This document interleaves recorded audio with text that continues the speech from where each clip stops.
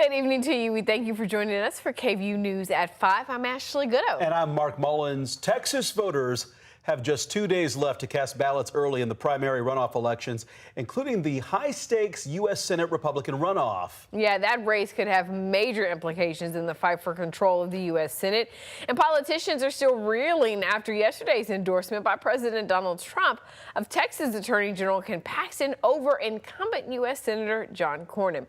Our Daniel Perot is here in the studio. Daniel, the president's endorsement has put him at odds with the Republican establishment. That's right. There was a very heavy push for President Trump to endorse Senator John Cornyn.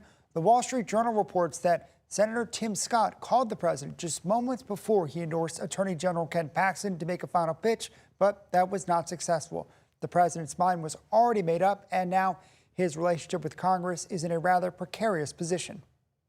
After a major blow to his re-election bid, U.S. Senator John Cornyn is vowing to fight to the finish. I know who gets to choose our senators, and it's the people of Texas, and there's no substitute for that. His colleagues on Capitol Hill making clear they're not thrilled that President Donald Trump endorsed Cornyn's opponent, Texas Attorney General Ken Paxton. They pushed heavily for him to back Cornyn, arguing the scandals following Paxton, from indictments to impeachments, affairs, and divorce, make him a liability in November. It's disappointing, not at all surprising. I was expecting it about this time. The president calls A.G. Paxton a great candidate. I think probably he'll win very substantially, and I think he'll go on to defeat a very defective candidate. During a White House briefing on Tuesday, Vice President J.D. Vance said the endorsement was a warning to congressional Republicans that President Trump won't tolerate dissent. When it really counted, Ken Paxton was there for the country, was there for the president,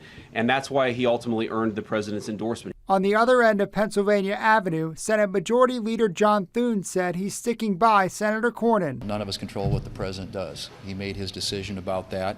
That doesn't change the way I feel. Meanwhile, Democrats are already pouncing as they look to win statewide in Texas for the first time since 1994. I believe that we're in much better shape taking back Texas than we were a few days ago, and I think we're going to win Texas. Experts say President Trump's endorsement could come with a steep cost. It's going to make it all the more difficult for President Trump to pass his key legislation between now and the end of the year. As Senate Republicans lament the president's decision and its implications. The truth of the matter is probably with Paxton is going to cost more money. If Paxton wins, Republicans anticipate having to spend millions more defending the Senate seat in the general election, given Paxton's personal and political baggage, money that could be spent on races in more competitive states. It creates an awkward situation with the National Republican Senatorial Committee, which has attacked Paxton extensively. I think there's going to be an argument among many Republicans to the Trump-aligned super PAC saying,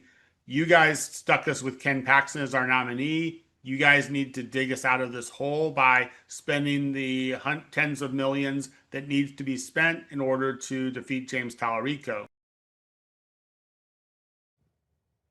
While President Trump has seen his approval ratings drop among Americans overall, he does still hold considerable sway among GOP primary voters.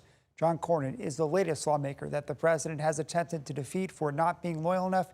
He has been on something of a streak this week with Senator Bill Cassidy and Representative Thomas Massie. He's certainly hoping to continue that. In the studio, Daniel Perot, KVUE News. Daniel, thank you. Well, early voting runs through Friday. Election day is next Tuesday, May 26th. Remember, if you need help before you head to the polls, we're here for you. Just text the word VOTE to the number on your screen there, 512-459-9442. We'll send you a link to the KVUE voter guide. Remember to text that number. Calling it will not work.